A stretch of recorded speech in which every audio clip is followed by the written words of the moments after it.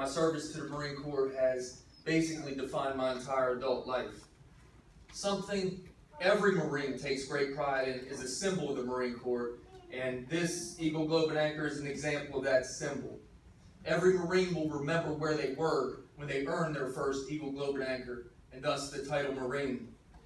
Unfortunately, as some would guess, this one didn't originally belong to me. The original owner of this one was killed by a sniper's bullet in the Al-Anbar province of Iraq in that dreadful 2004 era. Whenever I get a chance like this, I like to publicly remember the Marine that I privately will never forget. When I think about him, I'm ultimately comforted by words from someone I consider to be my hero, C.S. Lewis. Lewis very astutely noted that you don't have a soul. You are a soul. You have a body. And in that sense, the good Marine still lives on. I think it's our limited physical abilities to perceive things that causes us to incorrectly associate destruction with sorrow. What we're really seeing is not destruction, it's transformation. The spilled contents of a cup have not been destroyed. They've simply been transformed into a different configuration. It's still water. Consider a burning log. Instead of looking at a log like a log that's being destroyed, think of it as being broken down into different components: light, heat, and smoke. And just like the less visible smoke emanating from that burning log, the spirit of those heroically departed still linger with us today. But in what sense do they linger? To answer that, I turn to the main idea of a very famous poem. The main point was, it is the soldier, not the reporter, who has given us freedom of press. It is the soldier, not the poet, who has given us freedom of speech. That is how they linger on, and for that we owe them a great debt of gratitude. In 2004, when I took this symbol, I did so because I never wanted to forget that feeling. I never wanted to forget what it truly meant to be a Marine. Since that time, many people have touched this symbol. I'd like to add to that total today by passing it around. I'd ask anybody who is willing to just hold this symbol for a moment, and as you feel the weight of it, think of the backstory behind it. Allow your DNA to mix in with those that have touched it before. And think about how, in some small way, you're becoming a part of this symbol, and it is becoming a part of you.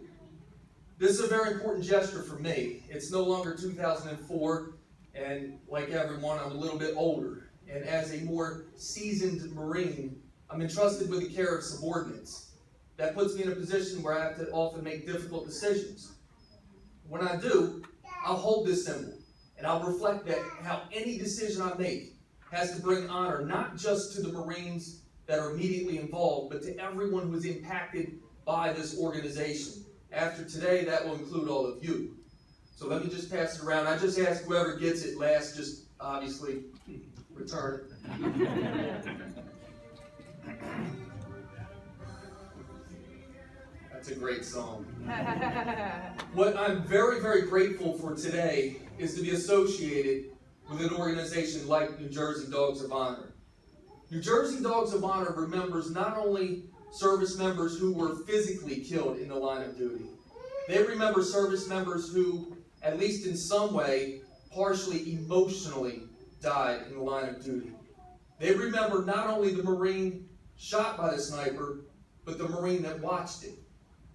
New Jersey Dogs of Honor remembers the service member who was with the dying, watched them take their last labored breath, while bleeding out, waiting for a medevac that couldn't possibly have made a difference. You remember the service member that was with the dying, telling him, "Hey, we got you. Everything's going to be all right," knowing full well that it wasn't, nor ever would be again. You remember the service member that feels the weight of decisions made years ago every single day. You remember the service member that travels and wonders if complete strangers are relatives of someone who was entrusted to his care. Did this random person here ever have to open a door and find two dressed blue-clad Marines, somber, stoic, who were there to deliver the horrific news of the loss of a loved one? New Jersey Dogs of Honor remembers a service member that remains hyper-vigilant, even in times of peace, despite the body demanding sleep, or at least a reprieve from the daily stresses of life. This is an organization that helps service members who have, and here comes the key word, experienced a trauma and subsequently developed PTSD.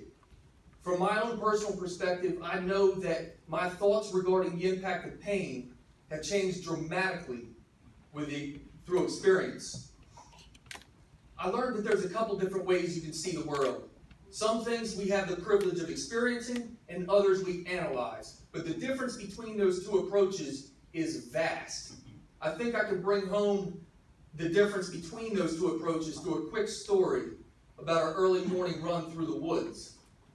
When I started running, it was complete darkness. But as darkness transitioned to morning, I noticed the first narrow beam of sunlight that penetrated the thick wooded canopy in which I was under. Now, from a distance, I could only analyze this beam of light. It looked like a dark world with one narrow beam of light. I could speculate about it, I could make predictions, but that's how the world looked to me. But when I decided to take those physical steps forward and put myself in the beam of light, everything changed. All of the darkness disappeared and the whole world was light. Most significantly, you could feel the beam of light. And that highlighted the difference between analysis and experience. There is no substitute for that experience. The difference between the two is the difference between reading a cookbook and eating the cake. But when the experience is traumatic, I feel like we live in a society where most people can only analyze the beam of light that the impacted veteran lives within. New Jersey Dogs of Honor facilitates the butterfly effect for those veterans living within that traumatic beam of light.